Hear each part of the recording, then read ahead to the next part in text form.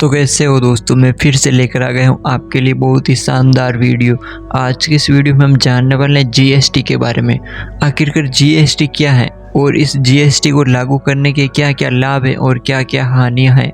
साथ ही साथ जीएसटी किस प्रकार से काम करती है और जीएसटी कितने प्रकार की होती है, इन सभी प्रश्नों के उत्तर हम आज की इस वीडियो में कवर करने वाले हैं। तो वीडियो को कंप्लीट अंत तक देखें और चैनल पे नए हो तो चैनल को सब्सक्राइब करें। चलिए शुरू करते हैं। जो लोग बिजनेस करते हैं, चाहे वो छोटे शॉपकीपर हो या फिर प्रोडक्शन से जुड़े लोग या फिर एक आम आदमी, हर किसी को इस टैक्स प्रणाली के बारे में जानकारी को लेकर उत्सुकता रहती है। लेकिन क्या आपको पता है, हम जो भी चीज खरीदते हैं उस चीज के ऊपर हम टैक्स देने के बाद ही उस चीज को खरीदते हैं। जी हाँ, अगर हम किसी भी चीज के बारे में बात कर लें तो आप उस चीज को खरीदने के बाद वहां पर देखना है कि उस चीज में लिखा हुआ होता है ऑल टैक्स इंक्लूड, चाहे वो 1 रुपये हो चाहे 1000 रुपये की चीज हो।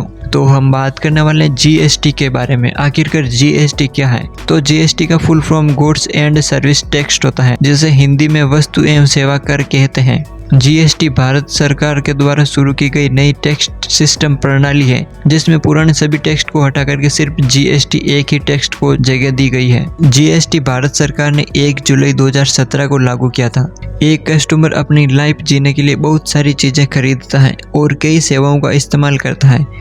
ये इन्हीं 2 चीजों पर आधारित है और इन्हीं चीजों पर लगाई जाती है। तो सबसे पहले हम बात कर लेते हैं गुड्स के बारे में। हर दिन लोग अपनी जरूरत के लिए खाने और इस्तेमाल की जाने वाली चीजें खरीदते हैं, जिसमें गुड्स टैक्स के रूप में टैक्स वसूल किया जाता है। इसके बाद है सर्विस। चीजों को इस्तेमाल करने के अलावा भी बहुत सारी सेवाओं का लोग इस्तेमाल करते हैं और इन पर जो टैक्स लगता है उसे सर्विस टैक्स कहते हैं, जैसे ट्रेन टिकट, बस टिकट। ये एक इनडायरेक्ट टैक्स सिस्टम यानी अप्रत्यक्ष कर प्रणाली है, जिसे भारत सरकार ने लागू किया है और आज़ादी के बाद सबसे बड़ा आर्थिक सुधार भी इससे मिला है। इसने सेंट्रल और स्टेट गवर्नमेंट द्वारा लगाए जाने वाले अलग अलग टैक्सेस को हटा करके पूरे देश के लिए बस एक ही टैक्स प्रणाली को लागू किया है। इससे भारत को एक सिंगल मार्केट बनाने में मदद मिली है। गुड्स एंड सर्विस टैक्स लागू किए जाने से पहले सेंट्रल और स्टेट गवर्नमेंट कई तरह के अलग अलग प्रकार से टैक्स लेती थी, लेकिन इसके आने से सभी टैक्स एक जैसे समान हो गए हैं। जीएसटी ने भारत को वन नेशन वन टैक्स वाली इकोनॉमी बना दिया है।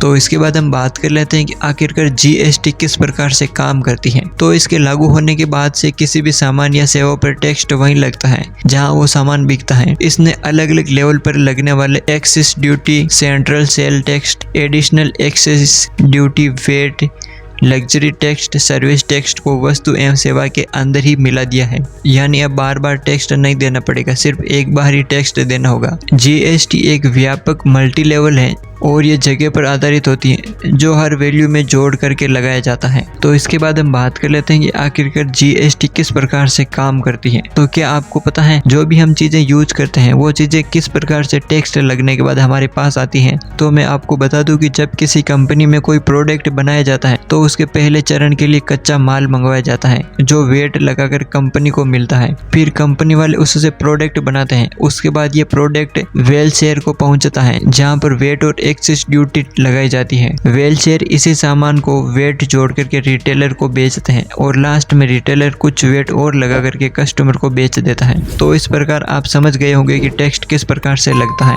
और इसी वजह से चीजों का दाम बढ़ जाता है। तो इसके बाद हम बात कर लेते हैं कि आखिरकार जीएसटी कितने प्रकार की होती है। तो आपको मैं बता दूं कि जीएसटी 4 प्रकार की होती है: सीजीएसटी, एसजीएसटी, आईजीएसटी और यूजीएसटी। तो सबसे पहले हम बात कर लेते हैं सीजीएसटी क्या है। सीजीएसटी का full form central goods and service tax होता है, जिसे भारत सरकार किसी राज्य के अंदर होने वाले लेन देन पर लगाती है। यह टैक्स सीधा सेंट्रल गवर्नमेंट वसूल करती है और यह सेंट्रल गवर्नमेंट के खाते में जाता है। दूसरा नंबर है SGST. SGST state goods and service tax. ये भी स्टेट के अंदर लगाए जाने वाला टैक्स है, जो कि राज्य सरकार वसूल करती है। तीसरा है IGST. IGST integrated goods and service tax.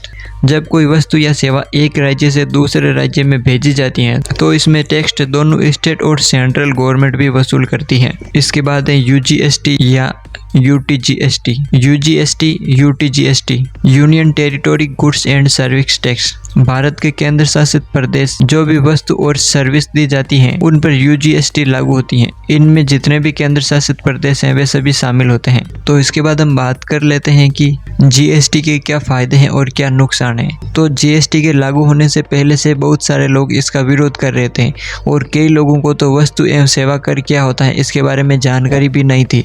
तो हम बात कर लेते हैं GST के फायदे के बारे में। तो सबसे पहला है टैक्स से छुटकारा। तो आपको बता दें कि सबसे पहले लोगों को एक ही वस्तु या सेवा के लिए बहुत सारे टैक्स चुकाने पड़ते थे, जो कभी कभार 50% तक भी जाते थे। GST के आने के बाद इस समस्या का समाधान हो चुका है, क्योंकि टैक्स के रूप में बस एक सिंगल टैक्स देना होता है। किसी भी राज्य में सामान का सिर्फ एक दाम। इस प्रणाली के लागू होने का सबसे बड़ा फायदा आम लोगों को हुआ है। पूरे देश में कहीं भी सामान को खरीदने पर बस एक ही टैक्स चुकाना पड़ता है। पहले दूसरे स्टेट में बने सामान के लिए टैक्स लगता था, जिससे सामान की कीमत बढ़ जाती थी और वे महंगा हो जाता था। इसके बाद है टैक्स से जुड़े करप्शन में कमी। इस प्रणाली के आने के बाद ये फायदा हुआ है कि टैक्स के ऊपर टैक्स लगता था, ऐसे में हेराफेरी ज़्यादा होने के चांस होते थे, जो अब बिल्कुल नहीं हो सकते थे। GST के आने के बाद वस्तु और सेवा की कीमत सस्ती हुई है, इससे वस्तुओं की कीमत भी सस्ती हुई है। तो इसके बाद हम बात कर लेते हैं GST के नुकसान के बारे में। ऐसा नहीं है कि इस टैक्स सिस्टम के आने से हर एरिया में बस फ़ायदा ही फ़ायदा हुआ है। GST के आने के बाद कुछ नुकसान भी हुए हैं। GST के आने के बाद कुछ ऐसे सेक्टर भी हैं जिनमें GST के आने के बाद नुकसान भी हुआ है। इसके आने से सर्विस टैक्स में बढ़ोतरी हुई है। इंडिया के 60% GDP सर्विस सेक्टर से आते हैं। पहले ये सर्विस टैक्स 14.5% था, लेकिन नए टैक्स आने के बाद सिस्टम में बढ़ोतरी के कारण ये 18% तक हो चुका है। उदाहरण के लिए आप 100 रुपये के मोबाइल बिल पर 14.50% टैक्स देना होता था, लेकिन इस सिस्टम के आने के बाद आपको 18 रुपये देना पड़ता है। इसके बाद स्टेट इनकम में कमी।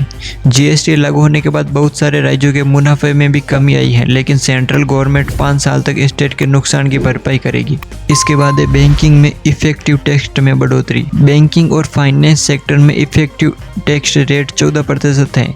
ये टैक्स सिर्फ ट्रांजैक्शन पर लगता था, इंटरेस्ट पर नहीं लगता था, लेकिन GST आने के बाद ये टैक्स 18% हो गया है। और इसका मतलब ये है कि processing fees, debit credit card fees, insurance premium बढ़ गया है। तो इस तरह से ये GST काम करती है। तो ये GST के कुछ फ़ायदे और नुकसान मैंने आपको बता दिए हैं। तो मुझे उम्मीद है आज का वीडियो आपके लिए काफ़ी यूज़फुल रहा होगा। आज मैंने आपको GST के बारे में कंप्लीट जानकारी बता दी है।